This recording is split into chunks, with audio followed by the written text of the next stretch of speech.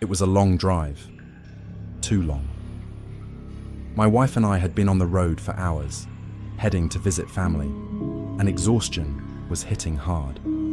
The highway stretched endlessly in the dark, our headlights cutting through the blackness. My wife had dozed off in the passenger seat, her soft breathing the only sound besides the tires humming against the road. Then I saw the sign, "Rest area, 1 mile." I debated whether to stop.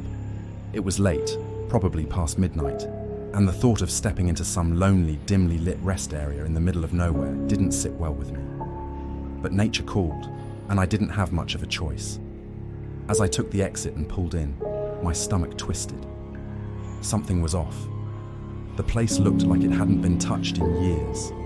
A single streetlight flickered weakly, casting long, distorted shadows across the cracked pavement. The building itself, small, outdated, had peeling paint, and the windows were caked with dirt. The air felt unnaturally still, thick with silence. I glanced at my wife. She was still asleep, completely unaware of the eerie stillness around us. I hesitated, my fingers gripping the steering wheel. But I told myself I was just being paranoid. It was just a run-down rest stop, nothing more. Still, as I stepped out of the car, a chill crawled up my spine. The moment my foot hit the pavement, it felt like I had stepped into a different world, one where sound didn't belong. The distant chirp of crickets had vanished. Even the wind, which had been rustling the trees along the highway, was gone. I hurried toward the men's bathroom. The door creaked loudly as I pushed it open. Inside, the air was stale, thick with the scent of damp concrete. The overhead light buzzed faintly, barely illuminating the cracked tiles. I noticed the sinks were bone dry, their faucets rusted over. That's when it hit me. The water wasn't working.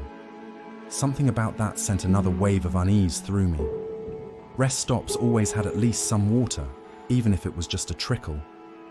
But these sinks, it was like they hadn't been used in years. I shook off the feeling, did what I came to do, and rushed back outside. As soon as I stepped into the open air, I froze. She was there. An old woman stood beneath the flickering streetlight, staring at my car. Her posture was stiff, her clothes tattered and faded. She didn't move, didn't shift, not even a sway from the breeze. My pulse quickened. Slowly, her head turned toward me. I couldn't see her face. It was swallowed by shadow, as if the light refused to touch her. But I knew she was looking right at me. A sharp, cold fear gripped my chest. My instincts screamed at me to run. I forced my legs to move, rushing back to the car. I yanked the door open and slammed it shut, locking it immediately. My wife stirred slightly in her sleep, but didn't wake. With shaky hands, I started the engine. As I put the car in drive, I forced myself to glance at the woman one last time. She hadn't moved, but her head followed us as we drove past. I pressed my foot harder on the gas, speeding down the empty road until the rest stop disappeared into the darkness behind us. I didn't stop again until we reached my cousin's house.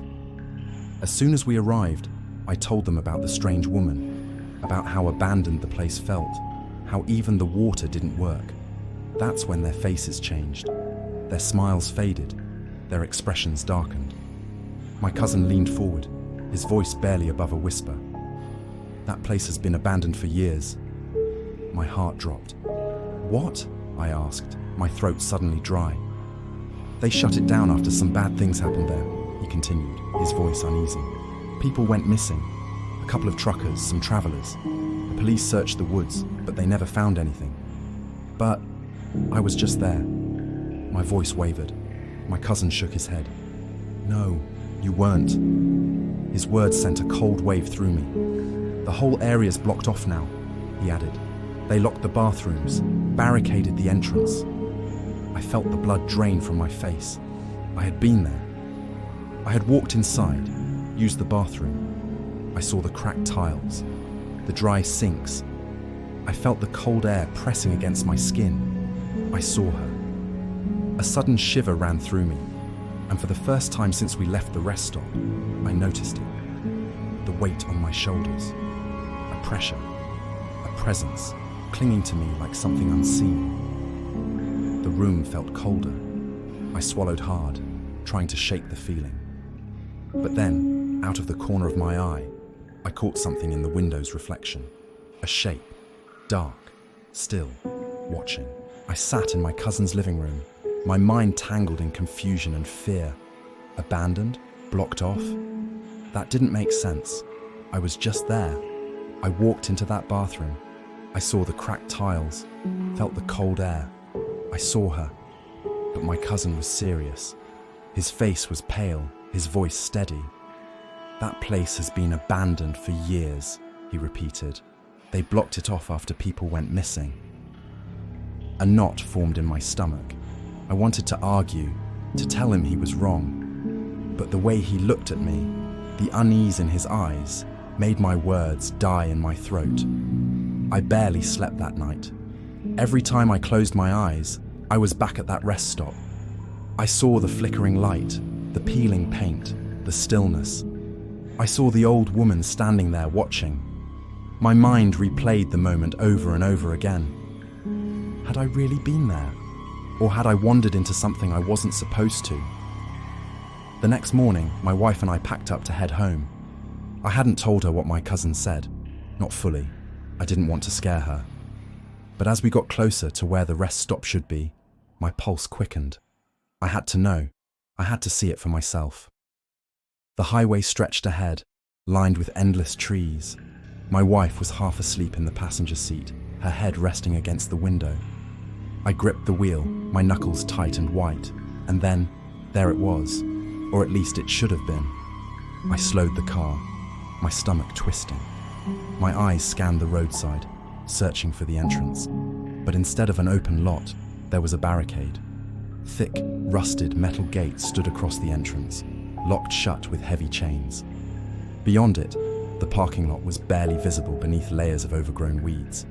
The streetlights were broken. The small building was coated in grime, the windows shattered. I felt my breath hitch.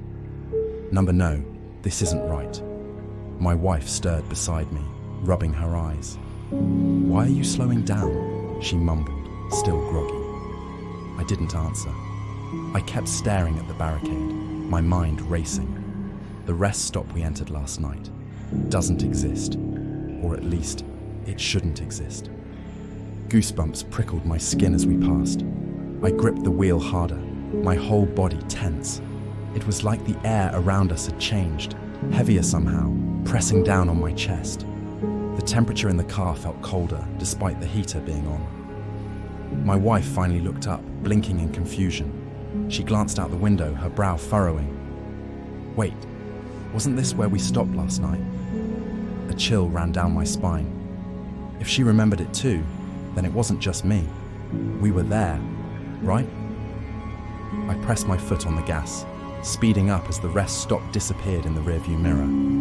My heartbeat pounded in my ears, but I didn't dare look back. I didn't want to see if she was still there. The rest of the drive was quiet. We didn't talk about it. Neither of us wanted to. When we finally got home, I sat in the car for a long time, staring at the steering wheel. My hands were still shaking. Something wasn't right. Somehow, for reasons I didn't understand, I had stepped into a place that shouldn't exist, and that terrified me more than anything else.